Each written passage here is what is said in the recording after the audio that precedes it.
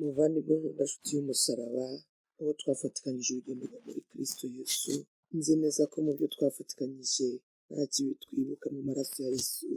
Ibyo umwami yakoze, ibyo umwami yashimye, ibyo umwami yashatse, nibyo byagombaga kubaho. Dushimye Imana ko yakurinze nanjye ikandinda, ikakurwanirira intambara, izo uzi n'izo tutazi. Imana ishimwe. Mpagurutse muri iri sengesho n'umutima wanjye wose, nshaka kukwifuriza n'umutima wanjye wose Noheli nziza. Noheli y'umwaka wa 2020. Iyi Noheli izakubere umuteguro w'indi myaka usigaje kubaho. Iyi Noheli izaguhindurira amateka. Ibyo utabonye muri uyu mwaka, Imana izabigushirireho mu mwaka utaha ndetse n'indi izakurikiraho. Abo mwakundanaga wabuze, cyari igihe cyabo kugira ngo basezere mu isi, ariko wowe wasigaye, nanjye nasigaye. Reka tuvuge ngo tuzibe icyuho cyaho bagiye badakoze. Hari abakozi b'Imana, hari abanyamasengesho, hari inshuti, hari abavandimwe, ariko ndagira ngo nkubwire ngo dukorere ijuru nk'abazaritaha. Ndagushimira ko ijambo ry'Imana ryose twasangiye, amasengesho twasenganye byari mu mugambi w'Imana. Niyo mpamvu natuje akanwa kanjye mvuga ngo warakoze kuba hafi y'Imana, warakoze gushaka Imana n'umutima wawe wose, warakoze kwinginga Imana. Haleluya! Warakoze gufata ibyifuzo byawe ukavuga ngo nta wundi nabiturana Yesu. Warakoze kwiha Imana nubwo hari ibyagiye bikugora nshuti, nubwo hari ibyagiye bikunaniza, ariko aho hose watuyeho imbabazi z'Imana, watuyeho gukomera kw'Imana. Hari ibyagutsinze, hari n'ibyakunanije, hari n'aho wacitse intege, ariko mbwiye Yesu ngo amaraso ye, igitonyanga kimwe gusa cy'amaraso cyongere kikumanukireho. Niko mbigusabiye. Nyemerera rero ngwifurize Noheli nziza, tariki ibanziriza 25 ni 24, nyigusabiyemo gusurwa n'Imana, kuvugana n'Imana, nyigusabiyemo kuzabona impinduka. Iyi Noheli izakubera Noheli yo kurwiza ibyishimo byo mu mutima.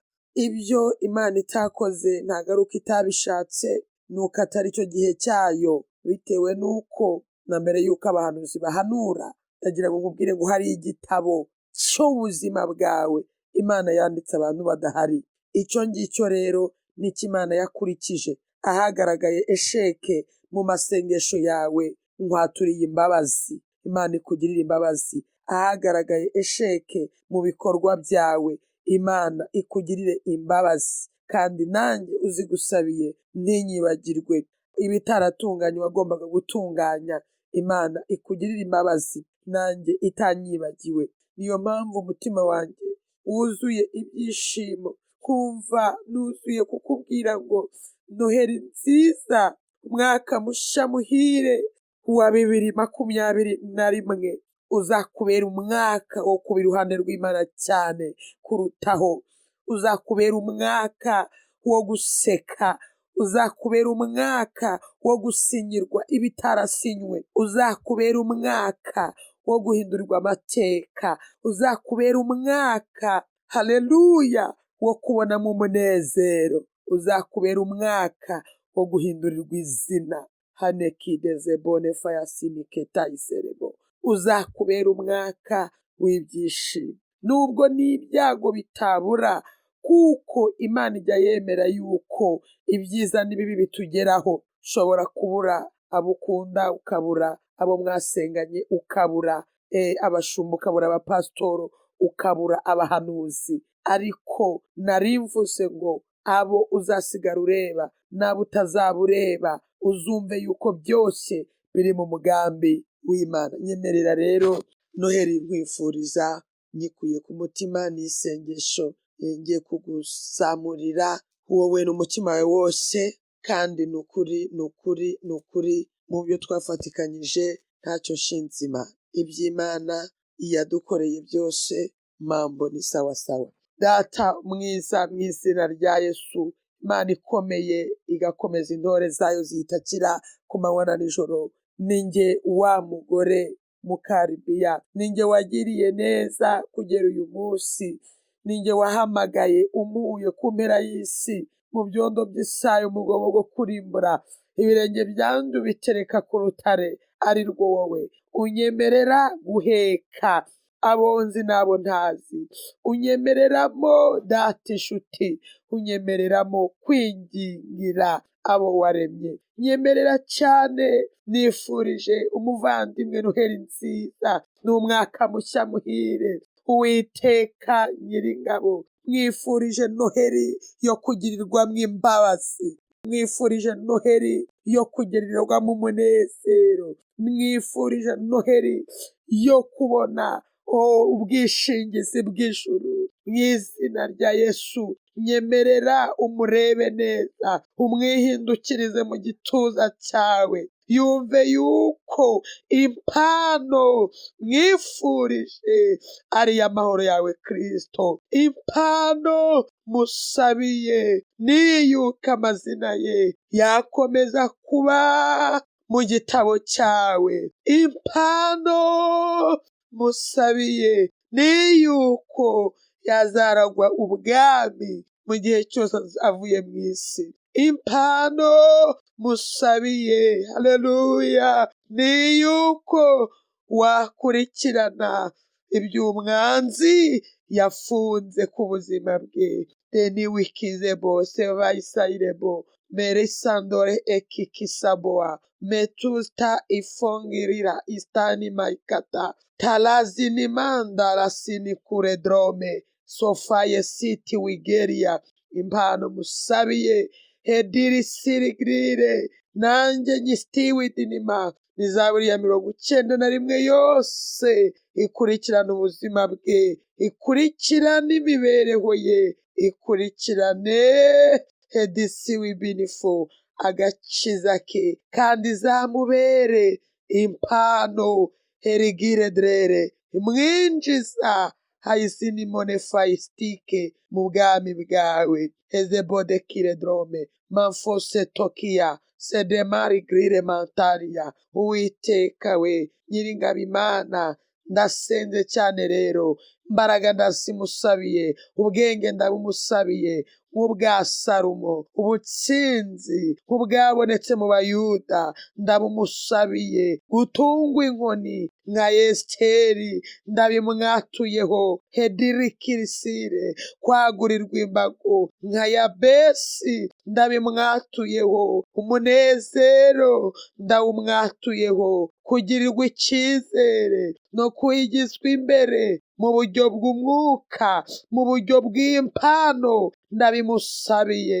Guhishurirwa ibyo abandi batabona, ibyahishwa abahanga n'abanyabwenge, ndabimusabiye ngo abihishurirwe.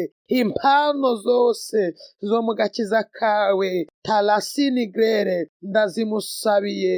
Kugira amahoro n'umunezero ndabimusabiye. Kudiza bonefa gutunga agatunganirwa ndabimusabiye. Kuvumura ubuzima bwe bwose hakaba umunyamugisha. Tezo kerebrere bikomeze bimukurikirane, kandi ibyo yerekejeho amaboko henikudisitaye byose bibi byera nk'ukuri uwera. Heririsi demora katika stabone faisika etini siribo. Imbabazi z'ubuzima bwe n'iz'ejo hazaza ndazimusabiye. Imbaraga zo gutsinda no kunesha icyaha ndazimusabiye.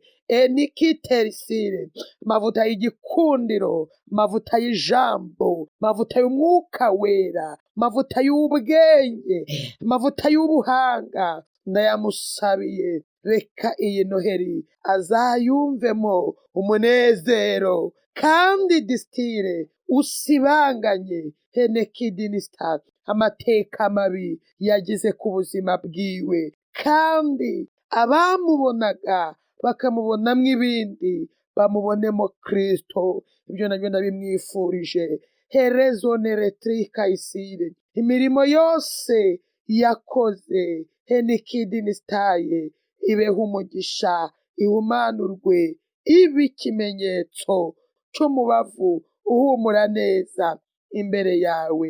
Ibyo uzamukoresha byose bisigaye, hayideni wirigrere, bibe bitunganye. Imihigo yahise ntiyabona imbaraga no kudezirikire, imbabazi zawe zimubonekeho, kandi dore trere umushoboze kezo benefa. Nari mvuze ngo iyi noheri izamubera umumaro, atagaragaweho umugayo, esheke ntayirimo. Uzamupromotinge muri iyi noheri n'uyu mwaka ashoje. Ibyiza byose byo mu gakiza k'Imana ndabimusabiye, ndagushimiye, ndaguhimbaje. Reka rero ayisiwidinima misi yose yabuze ibitotsi aguhamagara, yirengagiza kuryama agushaka, bimubere intsinzi, bimubere umunezero. Igihe cyose umutsindishirize, kandi ujye umubera ingwate y'ubuzima bwe bwose. Urakoze Yesu, ndagushimiye, ndaguhimbaje kuko unyumvise n'umutima wanjye wose. Ndatatse ngo abwiza bw'Imana, umucyo w'ijuru eni wiridraye, ubwere bw'Imana n'ubwami bw'Imana n'imbaraga n'imbabazi byose bimubera umutaka mu gihe gikomeye, mu gihe kigoye. Azajya abona ukuboko kwawe ukurambure kuri we n'ibye byose n'inzira yose, mu izina ry'umwami wacu Yesu Kristo. Shalom. Noheri nziza n'umwaka mushya muhire. Ndagukunda.